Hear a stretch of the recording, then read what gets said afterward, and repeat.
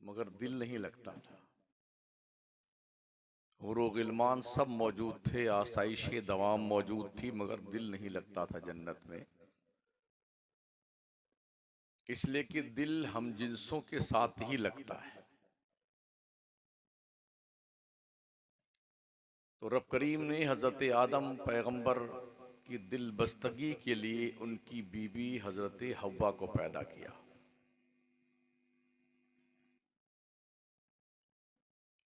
सो गए जन्नत में। आदम की पैदाइश आग, हवा, मिट्टी और पानी से की गई है, लेकिन अम्मा हव्वा को आग, हवा, मिट्टी और पानी से नहीं पैदा किया गया। आदम पैगंबर के बाईं तरफ की पसली, टेढ़ी पसली से पैदा किया गया है। फिर ये दोनों जन्नत में रहने लगे, दिल लग गया। जोड़े जन्नत में बनाए गए हैं, जिसका रिश्ता जहां रब ने रखा है वहां उसका रिश्ता होता है। ये बात याद रखें, जिंदगी एक ट्रेन का नाम है जो दो पटरी पे चलती है। एक पटरी का नाम मर्द है और एक पटरी का नाम औरत है। इन दोनों पटरियों में से अगर कहीं भी कोई एक पटरी डिसबैलेंस हो जाए तो आप देखते होंगे वहां पर ट्रेन बहुत आहिस्ता गुजरती है। जहां थोड़ा टेढ़ा राउंड ले लिया हो ना ट्रेन, फुल स्पीड में चलने वाली ट्रेन वहां बहुत आहिस्ता चलती है, कहीं पलट न जाए। गोया जिंदगी उसी ट्रेन की तरह है जो लोहे की दो पटरियों पे चलती है। और इस जिंदगी के जितने भी साल हैं शादीशुदा होने के बाद से लेकर के, ये हमेशा ध्यान रखने की जरूरत है कि ऐसे मोड़ भी आएंगे जहां पर दोनों को बड़ी हिकमत अमली से ट्रेन की पटरी को के पर गाड़ी को चलाने की जरूरत है। एक बात ये भी याद रखें, जब भी किसी की शादी की तारीख मुतय्यन हो तो उसे चाहिए किसी अच्छे जिम्मेदार आलिम के पास बैठ करके शादी के मसले मसाइल सीख ले। जिस तरह हाजी साहब हज पे जाए ना, कुरान अंदाजी में नाम निकल आए तो उसे हज के मसाइल सीखने चाहिए, उम्रा के मसाइल सीखने चाहिए, वरना बड़े हादसात पेश आते हैं। पिछले साल हम गए थे, कुछ हाजियों उम्रा वालों को लेके 135 लोग थे। ऐसे ऐसे लोग गए जो कभी हजरत जुम्मा नहीं पढ़ते थे। तो जब पहले दिन हम काबा शरीफ में गए तो उम्रा करने के लिए, तवाफ पहला किया, 3 चक्कर घूमे काबा के आसपास। तो एक बंदा पूछता है, मौलाना साहब काबा शरीफ कहाँ है?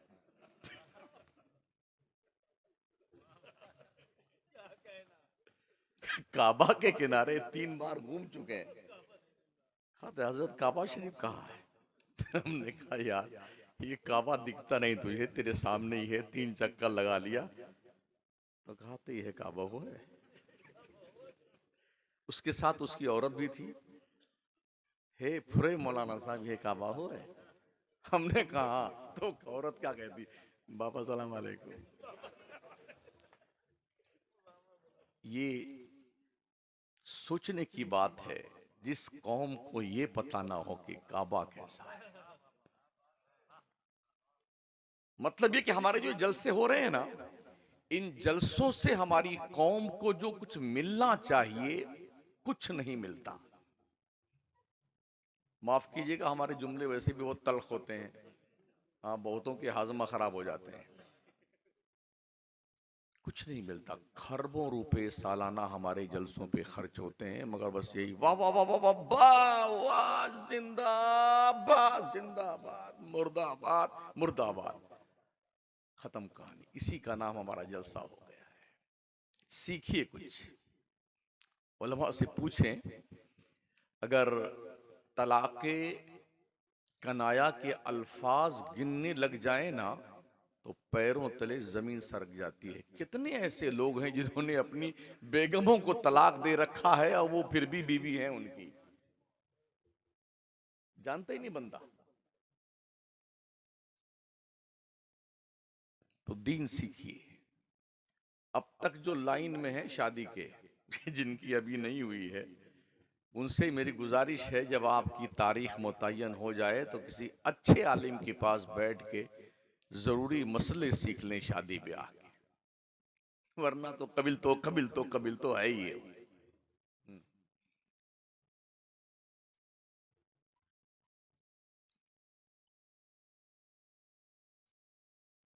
हजरत आदम की बाईं पसली से अम्मा हव्वा को पैदा किया। हमारी आका फरमाते हैं औरतें टेढ़ी होती हैं इसलिए कि ये टेढ़ी पसली से पैदा की गई। ये मोटी मोटी हड्डी थी, अल्लाह ने इससे नहीं पैदा किया अम्मा हव्वा को, ना इस हड्डी से सीधी इस तरफ, अच्छा इस तरफ की भी पसली नहीं पैदा किया। आप गिन लीजिए, इधर की पसली बराबर, इधर एक कम है मर्दों की और औरतों की पूरी बराबर है। इस टेढ़ी पसली से पैदा किया गया औरत को। आका फरमाते हैं औरतों को टेढ़ी पसली से पैदा किया गया, इनके अंदर टेढ़ापन है। ए मर्दो, तुम अपने औरतों के टेढ़ेपन से ही फायदा हासिल करते रहना, और इसको सीधा करना चाहोगे तो ये पसली टूट जाएगी। सूफिया फरमाते हैं बाईं पसली से, वो भी टेढ़ी पसली से क्यों पैदा किया गया औरत को, तो फरमाते हैं चूंकि बाईं तरफ के पसली के नीचे दिल बहुत करीब है पसली से। बताना ये चाहा है रब ने कि औरत दिल में बिठाने की चीज है, सर पे बिठाने की चीज नहीं है। गड़बड़ी और खराबी वहीं पैदा होती है जब औरतों को सर पे बिठाया जाता है,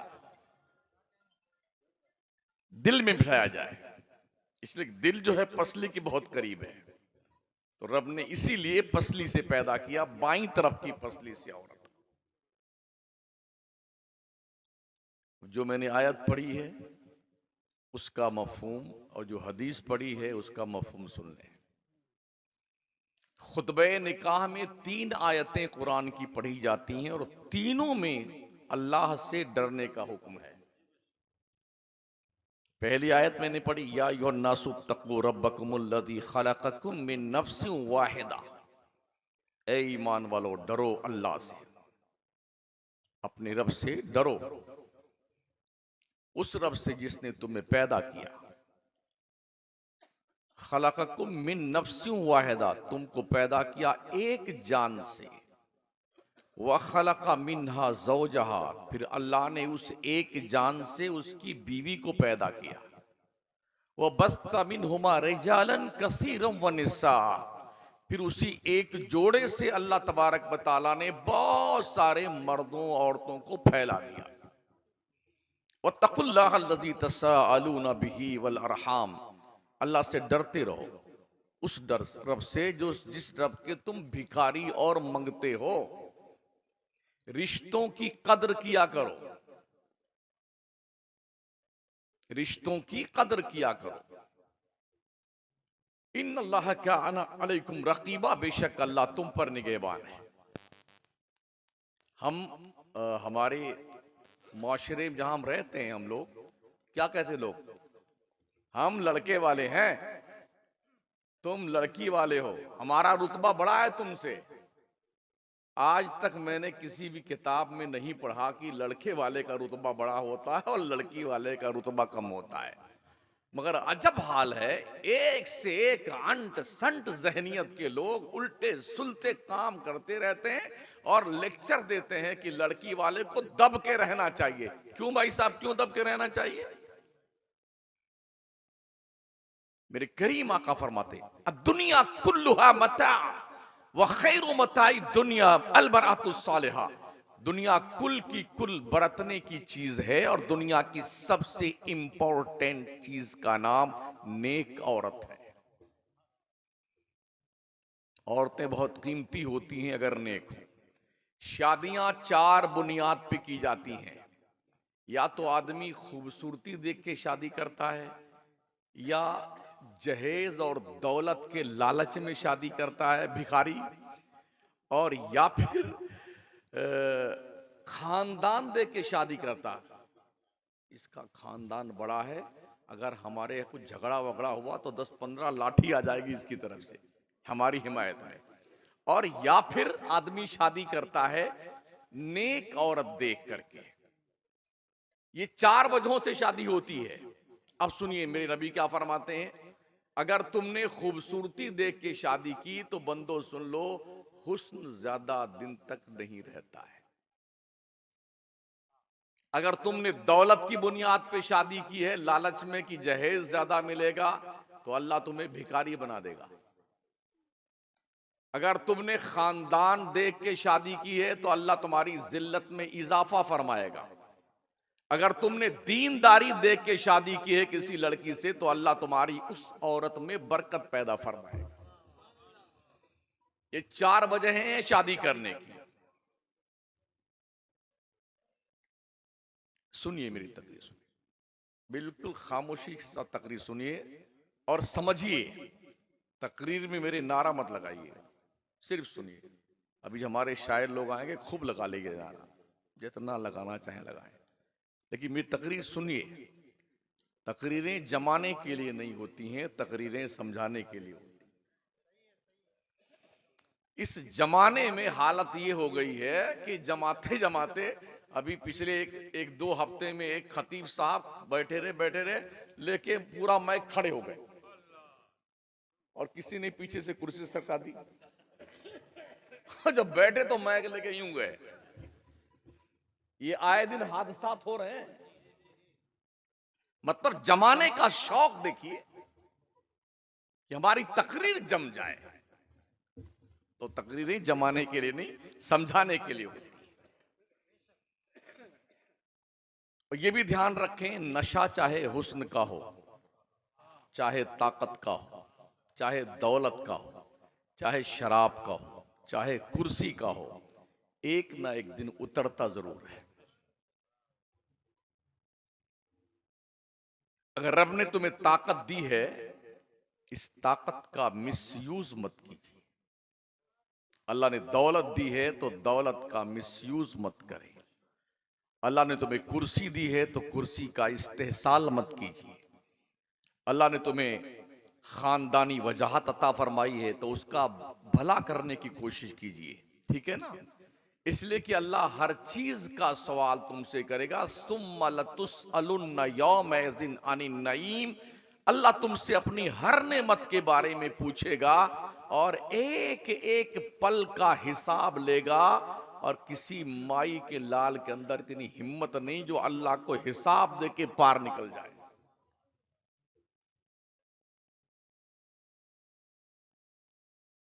शादियां जब देखने की बारी आती है तो जानते हो क्या होता है, औरतें 10-12 एक घर में जाएंगी लड़की देखने के लिए, वहां भी 10,000 रुपया खर्चा करवा के आ गई, फिर जाएंगी किसी और जगह, उसका 10,000 खर्चा करवा दिया, फिर तीसरी जगह जाएंगे।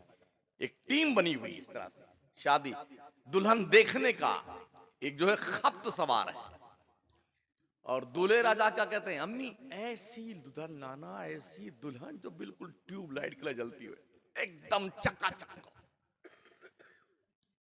एक साहब ने जब अपनी फरमाइश रखी तो हमने उनसे पूछा, जनाब आप तो बिल्कुल गिलाफे काबा की तरह काला हैं और आपको ट्यूबलाइट जैसी औरत चाहिए है? खुद नहीं देखता काला कौवा है और दुल्हन चाहिए ट्यूबलाइट की तरह।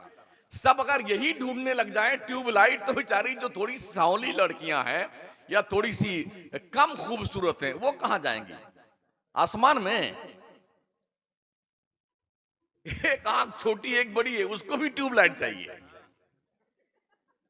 एक टांग छोटी है, ऊंचा कुचक के चलता, उसको भी।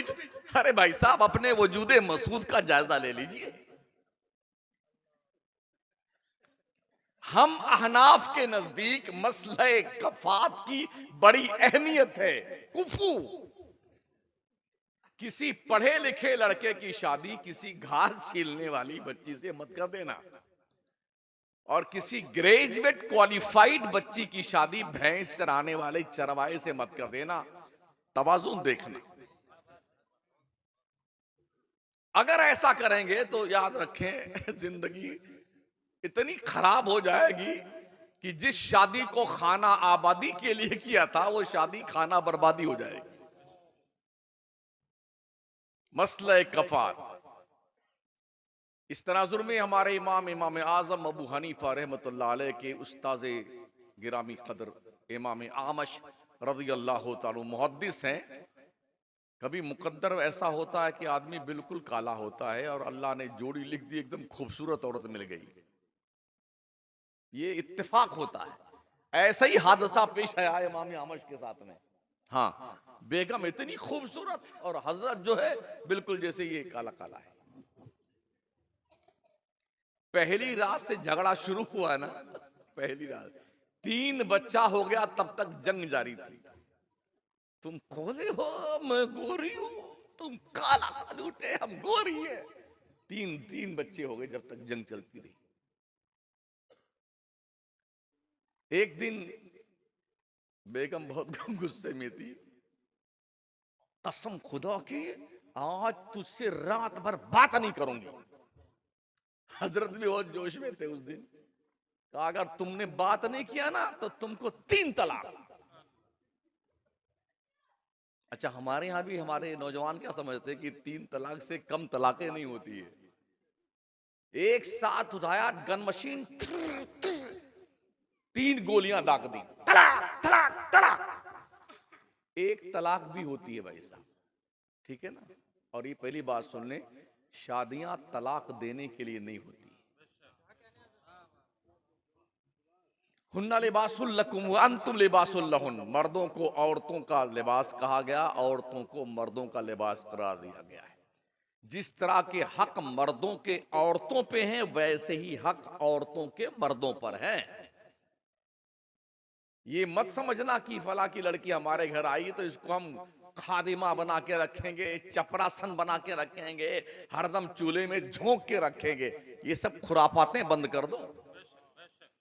कुछ बूढ़ियां होती हैं कि हमारी सास ने हम पे जुल्म किया था तो हम अपने बहू पे जुल्म करेंगे, बदला चुकाएंगे। काश ये कॉन्सेप्ट खत्म करके ये यकीन रखें कि जिस तरह से हमारी बेटी किसी के घर गई है वैसे किसी की बेटी हमारे घर आई है। आने वाली बहू को बहू नहीं बेटी समझकर एक्सेप्ट कर लो, और आने वाली बहू अपनी सास को मां समझ के तस्लीम कर ले, झगड़ा खत्म है। ऐसे घर में कभी झगड़ा नहीं होता है। तो दिमाग से सबसे पहले ये कीड़े निकालने होंगे कि मैं हाकिम हूं, मेरी चलेगी इस घर में। यहां चलाने की बात नहीं है, घर चलाने की बात है। तो इमाम आमश की बेगम साहबा ने कह दिया तो हजरत ने वो फरमा दिया। फिर उनको याद आया कि ये बड़ी जिद्दी है, ये मानेगी नहीं, रात भर बात नहीं करेगी, और जैसे ही सुबह हुई ना तो निकाह से निकल जाएगी, तो हमारे 3 बच्चों का क्या होगा। आज भी लोग जब बेटे तलाक दे लेते हैं ना, अब इनको पता रही और 3 दे दिया। अब आए मौलाना साहब, हजरत मैंने यूं नहीं कहा था, यूं कहा था। हाँ, वो यूं गुस्से में दे दिया था। मैंने कहा मुझे एक बंदा बता दो जो पहली रात में अपनी बेगम के कमरे में आए और आपके दसौली ललौली कर क्या नाम है, हाँ, बढ़िया दुकान से मिठाई बढ़िया क्वालिटी की 1 किलो लेके आए और कमरे में प्रवेश करे पहली बार। अस्सलाम वालेकुम बेगम, मैं बहुत खुश हूं आज तुमसे, ये मिठाई खा, इस खुशी में मैंने तुम्हें 3 तलाक दिया। ऐसा कोई है? तलाक गुस्से में होती भाई साहब, खुशी खुशी कौन तलाक देता है। लेकिन ये ध्यान रखो जवानों, शादी पहली बार तो ये तलाक के लिए नहीं होती है। अगर कोई बात ऐसी आ जाए कि बिल्कुल बहुत नहीं बात मानती आपकी बीवी, तो 1 तलाक दे दो डराने के लिए, तलाक रजई। उससे बात करना छोड़ दो, उठना बैठना छोड़ दो उसके साथ में, उसके हाथ का पका हुआ खाना छोड़ दो। अगर गैरतमंद बीवी होगी ना तो वो अपने गुनाहों से रुजू करके आपकी फरमाबरदार बन जाएगा। 1 महीना पूरा होते होते बात करना शुरू कर दो, तुम्हारा निकाह नहीं टूटेगा। इसे तलाक रजई कहते हैं। जब एक ही गोली में कोई मर जाता है तो 2 गोली और क्यों बर्बाद करते हो? संभाल के रखो उसे यार।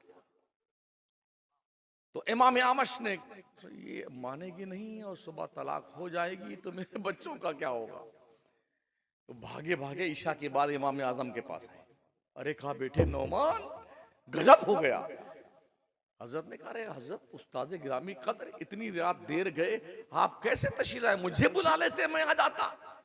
कहा नहीं बेटे, मसला ही कुछ ऐसा था, तुझे पता ना तेरी उस्तानी अम्मी कितनी जो है वो जिद्दी है। कहा वो तो बहुत दिन से जानता हूं। जरा कहा हुआ क्या? कहा बेटे उसने आज ऐसा कह दिया और मैंने भी ऐसा कह दिया।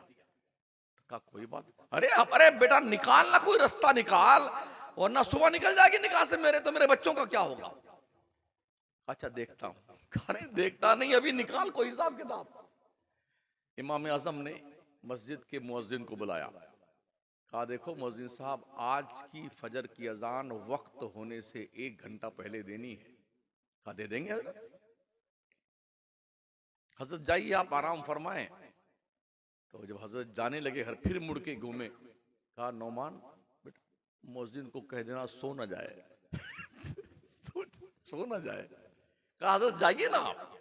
वो गए तो उनकी बीवी इस तरफ कमरे में थी और हजरत इस कमरे में बैठे। बीवी पूरी रात दुआ मांगते रही, या अल्लाह सुबह जल्दी, या अल्लाह सुबह जल्दी हो इसके निकाह से निकलूं, या अल्लाह सुबह जल्दी हो इसके निकाह से निकलूं। और हजरत रात भर दुआ मांगते, या अल्लाह मुअज्जिन सो ना जाए, या अल्लाह मुअज्जिन सो ना जाए, या अल्लाह मुअज्जिन सो ना जाए। आखिरकार जब मुअज्जिन ने अजान लगाई ना, अल्लाहु अकबर अल्लाहु अकबर, बेगम झट से गैलरी में आई। अल्हम्दुलिल्लाह आज तेरे निकाह से मैं निकल गई। हजरत भी निकल गए, गैलरी में आए। अल्हम्दुलिल्लाह 1 घंटा पहले अजान लगवा दी। कहां जाएगी? कहां जाएगी? हमने इमाम आजम को इमाम आजम यूं ही नहीं माना है, चुटकी में मसला सुलझा दिया है। हाँ आज ये अहले हदीस बिरादरी क्या कहती है? इनके इमाम आजम को 17 हदीसें। बेटे 170 तो मुझे याद है। इमाम आजम अबू हनीफा की जो मुस्नद इमाम आजम है, 500 हदीस मुस्नद इमाम आजम में है। 4000 मुहद्दिस से इमाम आजम ने इल्म हदीस सीखा और 4000 मुहद्दिस शागिर्द छोड़े। तो क्या ये 8000 के बीच में 17 हदीसों का आदान प्रदान करते थे? क्या बाउंसर फेंका जा रहा है? तो इस तरह से मसले हल कर देते हैं। कभी कभी काला और गोरा होना बड़ा घातक साबित होता है, बिल्कुल चिरकीन की तरह। वो भी बहुत काला कलूटा था और उसकी बीवी मुकद्दर देखिए बहुत खूबसूरत थी। शायर लोग भी बड़े अजीब व गरीब होते हैं। एक मिसरा तो बन जाता है, दूसरा जल्दी नहीं बनता। क्यों भाई संदल साहब? हाँ कभी कभी ये भी हमने सुना कि गालिब भी जो है जब संडास में जाता था तो वहीं शेर सूझता था, और जब एक शेर बन जाए तो नाड़े में एक गांठ बांध ले, ये एक शेर बन गया। इस तरह निकलता था। तो चिरकीन भी एक दिन एक मिसरा लिखा उसने, तो दूसरा नहीं बन रहा था, दिन भर परेशान। शाम को घर आया तो बेगम ने पानी वानी पेश फरमाया। खाने प्यास नहीं लगी। अरे खा लीजिए कुछ। कहा नहीं भूख नहीं लगी। अरे का सुबह भी नहीं खाया था आपने, क्या हुआ? खैरियत तो है क्या? अरे क्या बताऊं बेगम, एक मिसरा बना है उसका दूसरा नहीं बनना है। अच्छा क्या बनाया है? कहा बनाया है जाग की चोंच में अंगूर खुदा की कुदरत, कौवे के चोंच में अंगूर खुदा की कुदरत। दूसरा का नहीं बन रहा है। तो बेगम खूबसूरत बहुत थी और हजरत बिल्कुल काले काले थे। चिरकिन साहब कहा था पनिया तो पी लीजिए। खानी जब तक बनेगा नहीं ना पानी पीऊंगा ना खाना खाऊंगा। तो वो बैठ गई पालती मार के बीबी उसकी। कहा जरा अपना ये सरे अकदस हमारे इस रान पे रखिए आप। उनने रखा, यूं देखे। हाँ बेगम बताओ। कहा सुनाइए फिर से आपने क्या बनाया? कहा जाग की चोंच में अंगूर खुदा की कुदरत। बेगम ने कहा बन गया। कहा क्या बनाया बेगम? कहा हूर की गोद में लंगूर खुदा की कुदरत। यूं बन गया।